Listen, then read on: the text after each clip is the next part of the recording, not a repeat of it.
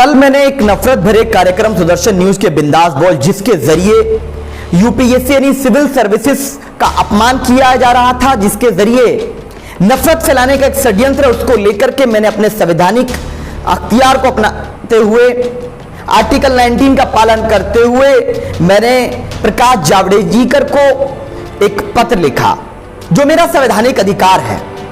उसके बाद से लगातार मेरे ट्वीट को उठा करके और उस ट्वीट से वो लेटर को लेकर के उल्टा सीधा बातें तमाम ट्रोलिंग एजेंसी लगा करके मेरे खिलाफ सुरेश चौहान के ने षड्यंत्र रचकर झूठ इल्जाम लगाया कि हमारे लोग ऐसा कर रहे हैं, फोन पे धमकी दे रहे हैं। अरे हमने वो किया जो मेरा अधिकार है, और भारत के अमन और भाईचारे को बचाने के लिए हम जो भी संवैधानिक संघर्ष होगा, पीस पार्टी वो करने के लिए हमेशा तत्पर है। क्योंकि डॉक्टर अयूब साहब का जो मिशन है, पीस पार्टी का जो मिशन है, वो ये है कि भारत के अंदर भाईचारा, अमन, शांति कायम रहे और सबको न्याय मिले, इसके लिए हम प्रयासरत हैं। अगर कोई सिविल सर्विसेज में पास होता है, वो अपनी मेहनत से पास होता है, लेकिन याद रख लीजिए, हम तुम लोगों से डरने वाले नहीं हैं। हमारे तमाम साथी, हम सब मिलकर हर तरह के संवैधानिक संघर्ष के लिए तत्पर हैं। ये हम जिम्मेदारी से कहते हैं, इस बात की हम जिम्मेदारी लेते हैं कि हम हर तरह के संवैधानिक संघर्ष को जारी रखेंगे। तुम कितना भी ट्रोल आर्मी लगा करके हमारे उस लेटर को, जो हमने भारत सरकार के मिनिस्टर साहब को लिखा, प्रकाश जावड़ेकर को, उसको तुम धमकी कहते हो।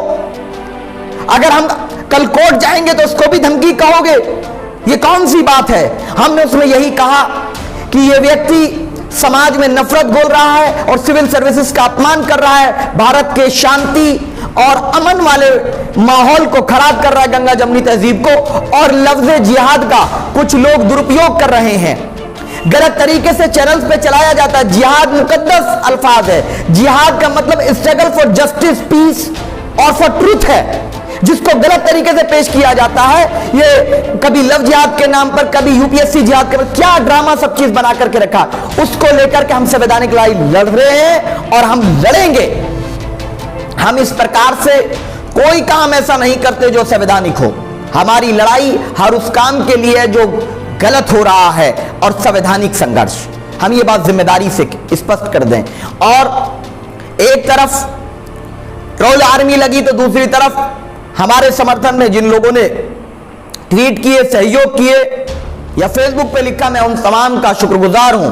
आपका समर्थन, आपका सहयोग, आपकी दुआएं रहेंगी तो हम भारत के भाईचारे को खराब होने से बचाने के लिए, नफरत को फैलने से रोकने के लिए हर तरह का कानूनी संवैधानिक रास्ता हम सब मिलकर अपनाएंगे, और ऐसे नफरतबाजों को हम लोग जरूर आईना दिखाएंगे। और मुझे अफसोस होता है कि कैसे इंफॉर्मेशन एंड ब्रॉडकास्टिंग मिनिस्ट्री कैसे अलाउ कर देती है।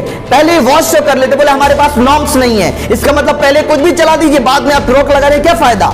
जब पता है कि इसमें कुछ वॉलेटरी हो सकता है तो उसको एक बार चेक करने में क्या प्रॉब्लम थी मिनिस्ट्री को? ये सवाल पैदा होता। इस पार्टी ने कोई काम गैर कानूनी नहीं किया है, और ना हम गैर कानूनी काम करने में विश्वास रखते हैं, और ना ही कभी कोई गैर कानूनी कार्य करते हैं। हम हर वो कार्य करते हैं जिसकी संविधान अनुमति देता है, शांति प्रिय तरीके से।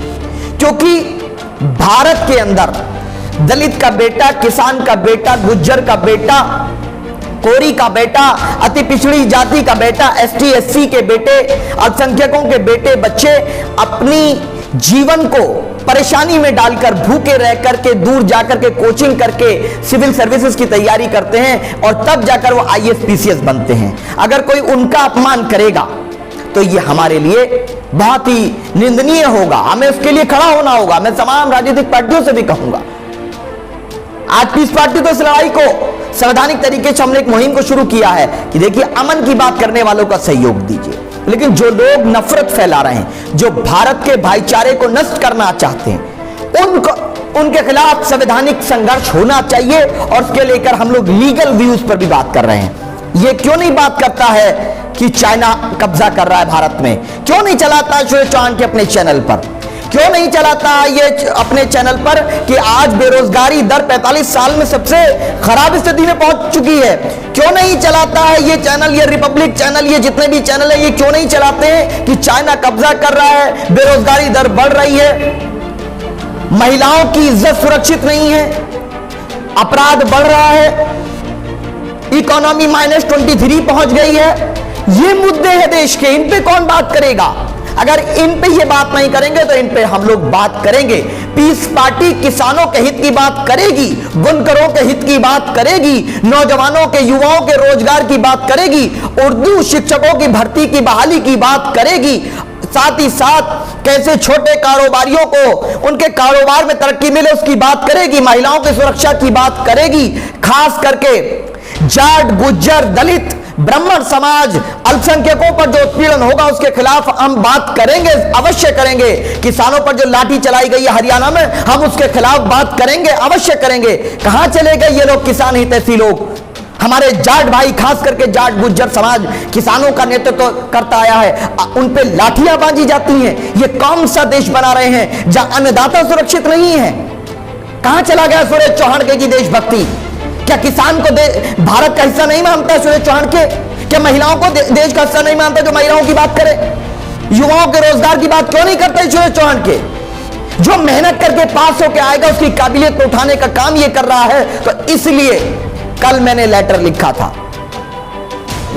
लिखा था, क्योंकि हमारे राष्ट्रीय अध्यक्ष जी लगातार उन तमाम लोगों के खिलाफ मुकदमा लड़ रहे थे जो नफरत फैला रहे थे। तो मैंने ये दायित्व समझा कि मेरे पार्टी के अध्यक्ष डॉक्टर अय्यूब साहब, जरूर आज उन पर राजनीतिक द्वेष में उनको जेल में डाला गया है एनएसए लगाकर, लेकिन उनका सिपाही, पीस पार्टी का सिपाही, डॉक्टर अय्यूब साहब का सिपाही इस बात को, जिम्मेदारी को जरूर निभाए कि जो भी लोग समाज में जहर घोलने का प्रयास करें, जो युवाओं के, बुनकरों के, किसानों के, महिलाओं की सुरक्षा के, तमाम देश की प्रगति के मुद्दों को दबा करके ये बेहुदा मुद्दे उठाएं, देश को बांटने वाले, समाज को बांटने वाले, उनके खिलाफ हम आवाज उठाएं और उसको हम पूरा करके रहेंगे। जय हिंद।